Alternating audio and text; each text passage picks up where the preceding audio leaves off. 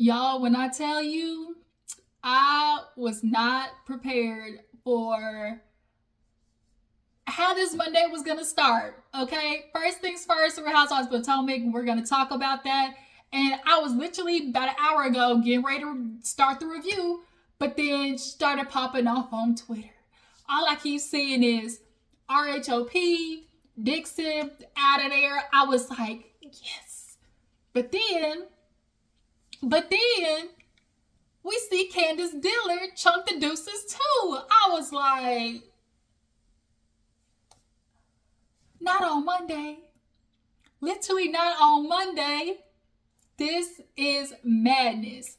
So y'all, I was gonna go live already. Like I would have been going live right now, but it was just too much. And I wanted to just wait for all the more information to come out because Housewives of Potomac literally is just throwing, curveballs left and right. We got Karen getting drunk boots, okay, with a DUI.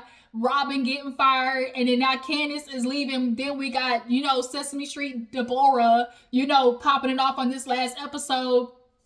So yeah, let's go ahead and get into it. Speaking of that, let's go ahead and get to this episode of Potomac. It honestly was just that, like the fight and everything. It wasn't like, this actually was a very good episode, truth be told. But yeah, let's go ahead and get into it. So, we pick up where we left off. They talking about, camera shut down. Sorry, y'all. Like, if I pause, it's because, like, I got an ear infection. And literally every time I open my jaw, it literally is shooting air into my ear. And it's hurting.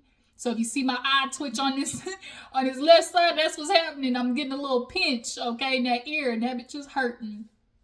Ooh, Lord, fix it. I'm too old for this. So, yeah, they're talking about, cameras go down and altercation happens and all you hear is, so you want to talk about me? You want to talk about me? You don't have nothing to say to my face. Oh, now you don't have nothing to say to my face. And Candiace is not giving this girl the time of day, which typically pisses the person even off more when they want your attention because Deborah wanted that attention bad. And so Candiace is like, girl, I'm not talking to you. I'm not talking to you. Somebody come get the help. Somebody come get the help, and in the midst of that happening, all of a sudden you hear like Kiarna's like, let's not do this here. Let's not. And then you just hear, like everybody is just glass breaking, like, no. And we all know from the video of people recording that Deborah, she admitted herself, she poured the drink on Candiace. And then Kiarna, and trying to break it up, like, mollywop, just, boop, boop, boop, boop, boop, and Deborah in retaliation, not really in retaliation, but just in the midst of that fight, I guess through a glass, it clocked Kiarna in the head, and people just started dragging and pulling down, trying to get everybody down. We all saw the clip. So after that, they were like, the screen changes, like, camera picked up after the altercation happened, and everybody's like running to the bathroom because Kiarna literally is bleeding from her forehead. And everybody's like literally panicking, but Kiarna's cool, calm, and collected. She like, y'all, just give me an ambulance. She got the paper towel. Y'all just give me an ambulance, okay? That's it. And so Karen, she came in like, the grand dame mother of the group. Here come, old lady under the tree, with her wisdom. Everybody chill. Everybody calm down. Wendy's going off because she's like, girl, you need to get Deborah out of here or whatever. And Karen told Wendy, like, okay, yes, understood. But right now it's about Kiarna. She's the one injured. So let's take a pause on that. Like, Karen came in like Mother Teresa trying to break up the joint. So as they're worried about Kiarna, Ashley's like, what happened? What happened? What happened? We see Candiace just yelling at, y'all know Candiace got a mouth on her. Shorty got a mouth on her. Okay, I changed the lyrics. Okay, so Candiace is going, bye, Sesame Street, Cookie Monster ass. She was going, and Charrisse and them were holding her back, trying to be like, Candiace, Earth to Candiace, hello, hey, like, cut it out. She was just in go mode. We all know when Candiace get the going, she can fruit ninja, cut to the white meat. So Deborah's leaving. she's outside like, oh, I don't know why she thought I wasn't gonna defend myself. You was in a fight, like we were fighting. You thought that I wasn't gonna do nothing about it. And when you were explaining it, you just like kind of lightly tossed out there that you poured the drink on Candiace. Like you initiated that shit. Like you came there to confront Candiace. It's very obvious, but this is what happens when they say like you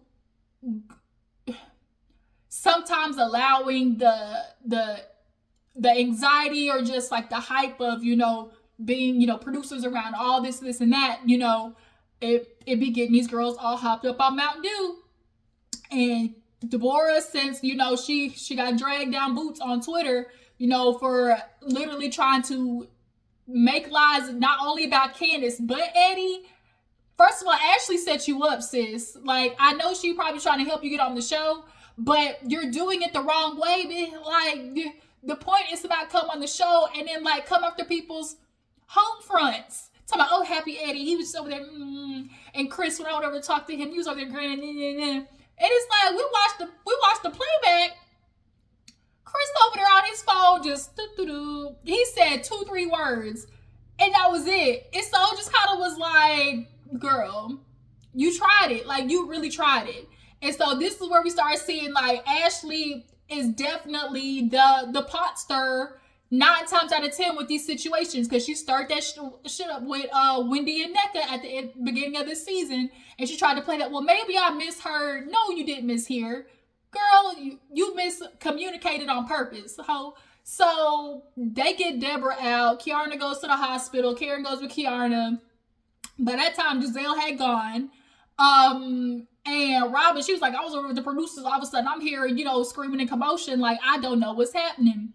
So at that point, everything, you know, is died down. 2 days later, they have that magazine release party, whatever that Mia had, you know, with the girls portraying each like celebrity essentially. So, you know, everybody's showing up. Who kind of showed up there first? Actually, matter of fact, we're gonna get into the no. So everybody's showing up. Karen, she looked good. Charrisse came in there with a boot. Ashley always looked like a showgirl. Like, she always looked like she about to jump out and just start doing the can or something. Like, I don't know. Oh, she dresses just so tacky to me. With the feathers and shit at the bottom. It wasn't even the good ostrich feathers. It was giving real Party City Plus feathers. So they all coming down the stairs, and Giselle actually looked good, y'all.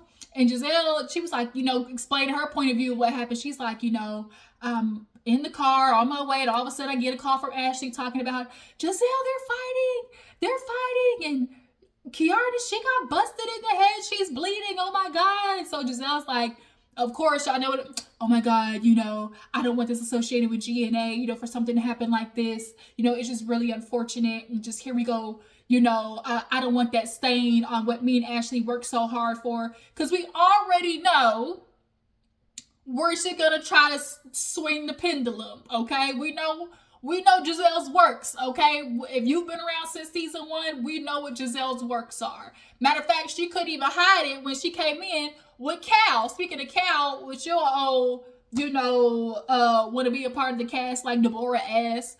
They all sit down there with Karen, like they're, you know, saying hi and everything. And they start talking to Ashley about, you know, what popped off.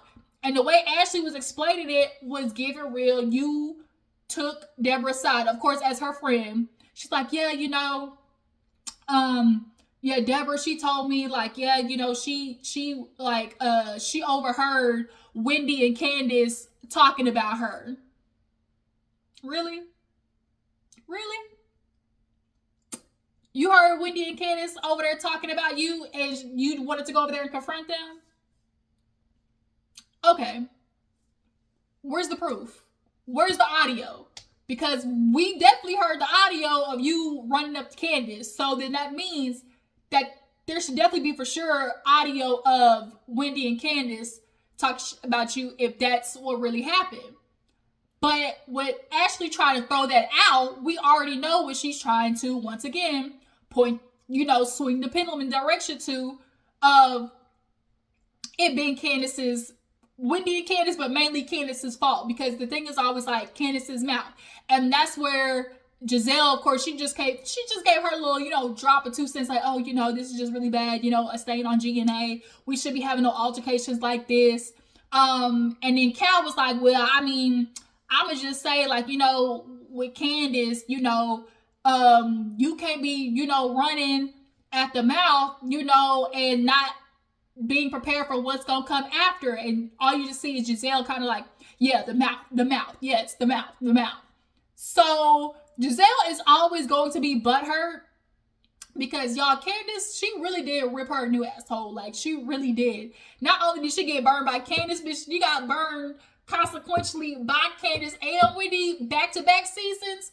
Oh, Giselle was hot, okay? Hot. How dare these heifers freaking roast me, and I look like this, okay? I ain't never had no problems with them trying to roast me, but you got roasted and on national TV, girl, you and your stovepipe legs, yikes. Giselle she's never gonna be able to live that down. And the reads were justified. I think, Giselle, you keep forgetting what you did. Like, these are reactions. These ladies are reacting. And for Cal, you just sit there and say, like, oh, Candiace should learn that whatever you say, like, be prepared what comes after. Where's that logic with your friend, Cal? You do understand Giselle literally was alluding to Chris, like, try to essay her or something like that. And Giselle purposely, like, when people leave the absence of information, they're leaving it so viewers, fill it in with whatever their thought process was. And Giselle left just enough for people to try to fill it in as, oh, Chris was trying to get at her. And then even Giselle even tried to say, like, oh, Chris was trying to make me like a sneaky link or some shit like that. And then, not to mention, Ashley on top of it, trying to make it seem like Chris was DMing her at that rooftop bar. Like, it was we all know collusion. We all know collusion when we see it. So that really pissed me off when Cal was like, trying to like, oh, her mouth. Like, shut up. So at that point, Candiace is like, I just see her coming towards me. So I grabbed the bottle, and that's when Candiace actually came in and like heard Charrisse was talking or whatever. She's like, girl, what you finna do with that bottle? She was like, I don't know, something. Like, I ain't just finna like not be able to defend myself if I see somebody coming towards me to attack me. And like, is she wrong? Like, really, is she wrong? Like, when it's a fight, a physical fight, last time I checked, it ain't no fucking rules. Like, if I got something, sand, dirt, this comb, like, I'm sorry. And Candiace, y'all know, is all of 4'9". So for Deborah's old big chin evidence, like coming towards her, crimson chin, looking Sesame Street, it's okay. But her to be running towards Candiace is like, well, hold up, okay. But she put the bottle down. Charrisse is like, I had to grab that bitch at your hand, cause you better than that. You only would have given her what she wanted. And Candiace like, girl, you just gotta be better than that. You have so much to lose. And Candiace like, no, I would have been justified if she was coming to attack me. I would have had all the right to clock that upside the head, okay? Although it may have been true, but with your history, they definitely would have tried to use that against you. And we already know that they don't got no problem, speaking to the courts against your behalf, Ashley. Speaking of Ashley, so everybody's showing up. Wendy shows up. I did not like what Wendy had on. This is the first time I actually didn't like what Wendy had on or her hair. Ashley actually says hi to Wendy and Eddie, and it's kind of like, yeah, girl, let me give you this fake ass hug, because you know what you did. And so Wendy's like, I'm gonna let Ashley settle, but we gonna talk this out, because we're not gonna sit here and act like this girl didn't come with an intention. So after Mia comes in, they're talking about the covers and stuff. Everybody's covers like, look okay. Mia came in with Gordon. Well, we gonna get into them, boy, I tell you. Came in with Gordon Blue. Chef Gordon Bleu with her kids and everything, saying hi. You know, she does the introduction, basically kind of gives a speech of, you know, what she wanted to do with the magazine and yada yada. So they cheers and whatnot. And at that time, after as well, then we get into Crystal going over to talk to Ashley. Crystal is Candiace's sister. And I'm really mad low-key that Candiace left, because Candiace could have brought her sister on. We need to bring the sister on. Okay? There's something, because that sister don't play. Okay? And she don't definitely got no problem checking, because she checked her own mama. For those of you that remember, on the previous season. So Crystal was like, Ashley, now, that's your friend, but I'm not going to sit here and watch my sister get attacked for a second time in a row. Like, come on now. And Ashley hit her with, well, you know, that's my friend. You know, she's been there for me through, you know, throughout the past years of my divorce. And, you know, I've never seen that side of her. You know, she's always only been caring. And we've done, you know, like, you know, play dates and things like that. So, you know, I've actually never seen that side of her before. And it's like, okay, maybe not, but we're not gonna sit here and act like you and her wasn't probably most likely talking about Candiace while y'all was on those play dates. Okay, bed wench, concubine. You mad, and the reason Ashley is mad is because not only is that tongue crucial that Candiace has, is crucial with facts and truth. That's where you really get it, which is when you spill, like when you go after them with reads that are factual, okay? And that's why Giselle and Ashley cannot get over, because like, bitch, how you burn me with my own tea type shit. So yeah, I'm glad Crystal walked up to Ashley like, girl, I'm not finna do it. Like, I'm not finna do it, okay? So Ashley originally, you know, she wanted to be all like, oh, well, you know, when Deborah was telling me how it went, she just kept telling me like, oh, she overheard Candiace talking about, oh, you vermin, you know, you the help, you know, calling her all types of names. And it's like, oh, Candiace, like, haven't you learned? Like, this is the second time, you know? And I'm like, Ashley, don't try to conflate this. We're not going to conflate this, because that Monique and Candiace situation is totally different from this situation with Deborah, where she came in on attack. Point blank, period. The situation with Monique and Candiace was a mutual, like, back and forth hyping of this situation, okay? This wasn't that. Your girl came in on some funny okay? And so he ha ha, let's have a comedy show, okay? And I don't like that Ashley is once again, like, for those, like, you're getting off scot-free with stirring up some that you knew. I don't think, obviously, nobody thinks a fight is gonna happen, but you damn well knew that Deborah felt some type of way about Candiace, and it was a potential that she might have said some to her, okay?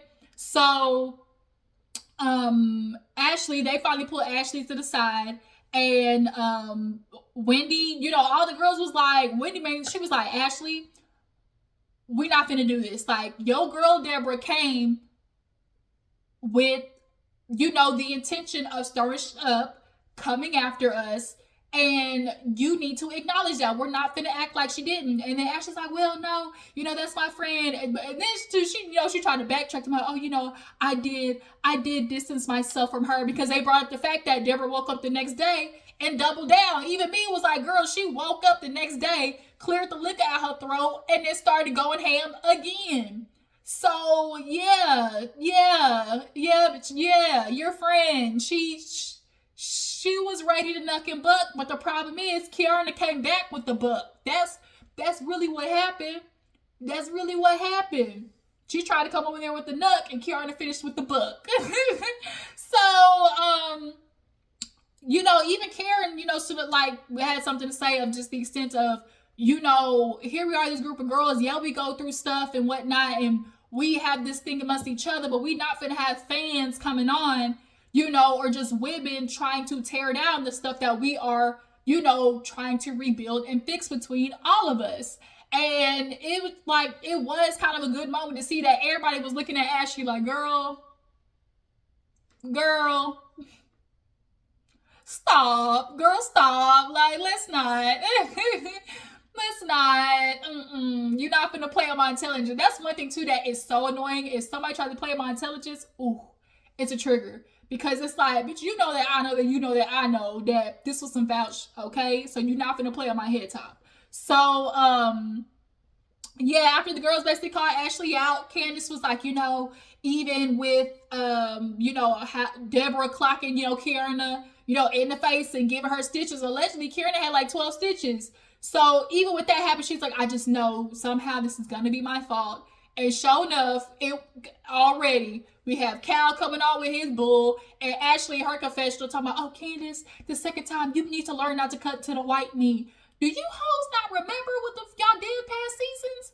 Ashley, you was on Robin's ears every which way about wine. Him traveling the world, having alleged affairs overseas, while she, during the split, was at home with her 2 boys, went after Giselle, went after Ray and his floppy penis. Like, this is where we say the colorism kind of comes in, because what has Candiace done to the extent of what you ladies have done so bad, where it's like, oh, she cutting to the white meat.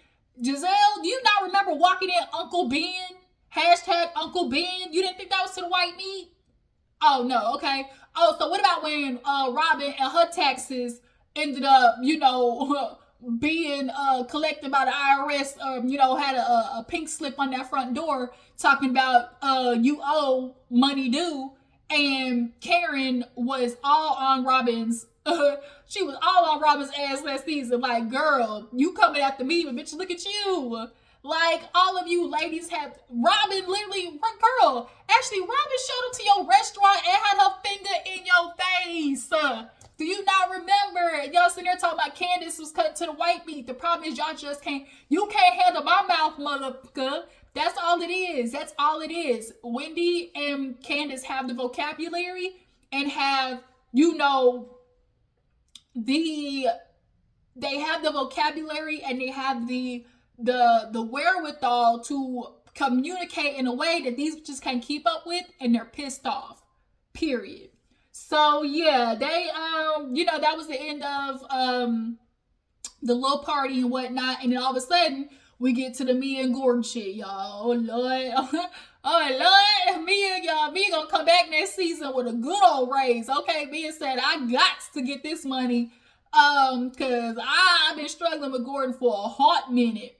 So, after that party ends or whatever, they do like a confessional with Eddie and Wendy. And they're like, yeah, Eddie's like, yeah, all of a sudden I get a text message, from Gordon talking about, oh, I need to talk to the girls, stuff about me and, us, and then he's like, literally after that, we start seeing the headlines like, oh, Mia divorced from Gordon, they, they're Splitsville, and Mia's in the confessional, crying and things like that. And she's just like, it has been hard, and I'm just in a space where emotionally just like I have nothing left to give. And boy, if that ain't something that literally the women all across the world, that's literally the sentiments of women everywhere. You get to a point where it's like, I have nothing left to give. And it's always to that point because men are not taught and conditioned to give back to women emotionally, mentally, spiritually, in a way that builds them, that secures them.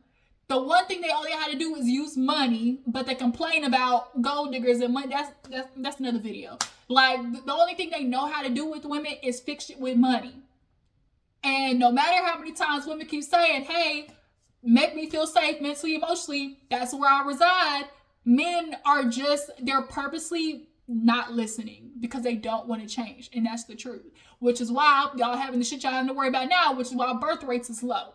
Okay? But we're going to do another video on that. South Korea said, girls, it's like, you not gonna use my uterus and have me stuck with kids that I can't take care of because y'all don't want to help with them. Nope, not on duty. But yeah, so Mia and Gordon, they in the house in the kitchen Bitch is setting it off. Gordon talking about, you want to talk about it? Like, girl, you been with old dude. I guess his name, I forgot what his name was, like Ice or something like that, something. And apparently he's been a friend since like childhood or whatever, and or like high school. And so he's kind of been lurking in the background. And Mia's like, basically, he get always, I'll be waiting for you type shit. And Gordon, he kind of knew this low key, but he, they finally admitted. She's like, first of all, Gordon, how you upset at me when you said this is something I could do?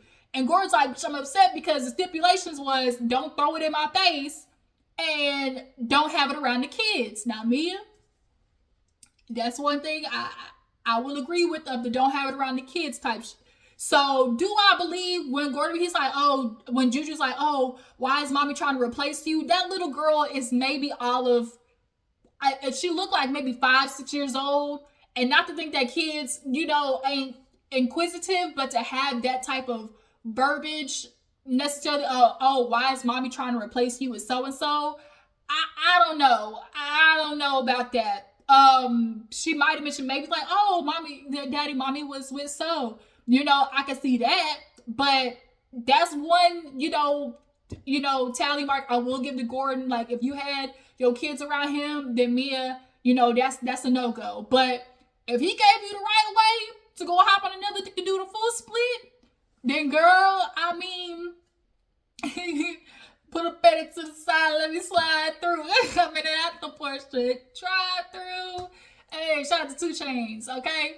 So, yeah. And so Gordon walks away like, we're not going to do this if you want to sit here and lie, And so producers, like, they asked Gordon back in the back room, like, well, if you did give her the allowance, like, why are you upset that she has to somebody else? He's like, well, let's get to the truth.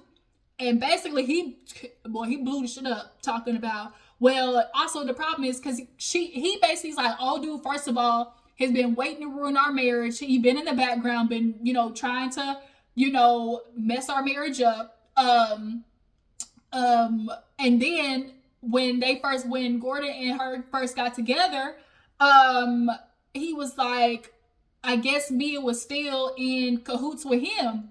And she was like, honest, like, I don't know, baby, the timelines is, a little blurred.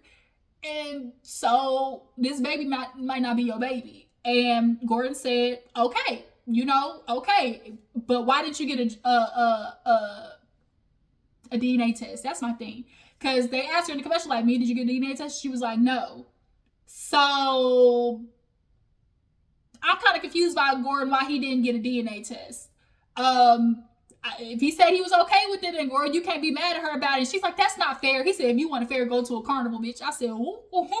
So, then they get into the fact that, me was like, Gordon, I'm just like, I'm not okay. I'm not happy. Like, I've been riding with you and you want to sit here and talk about like it's money or whatever.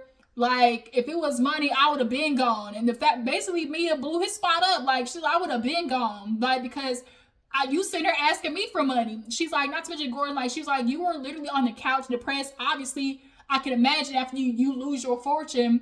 And she's like, you kept pursuing that lawsuit with your family. I told you not to do it, and you don't want to take accountability.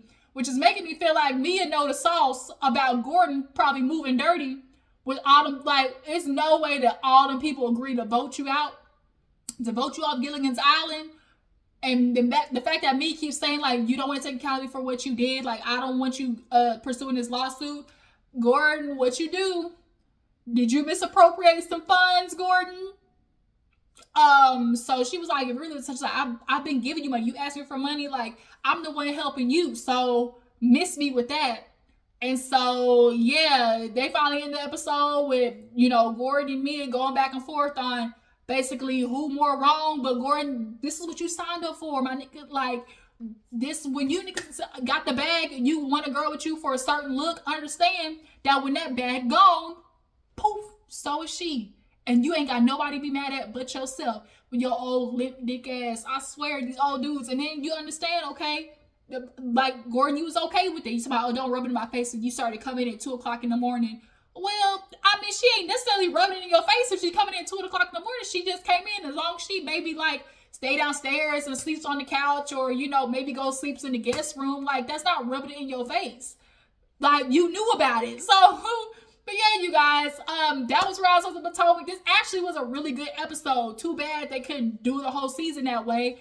I feel like Nneka unfortunately got the short end of the stick with Ashley stirring that shit up with her and Wendy. Robin, your ass definitely got off scot-free because you and Juan. No, your ass was supposed to get ripped a new one.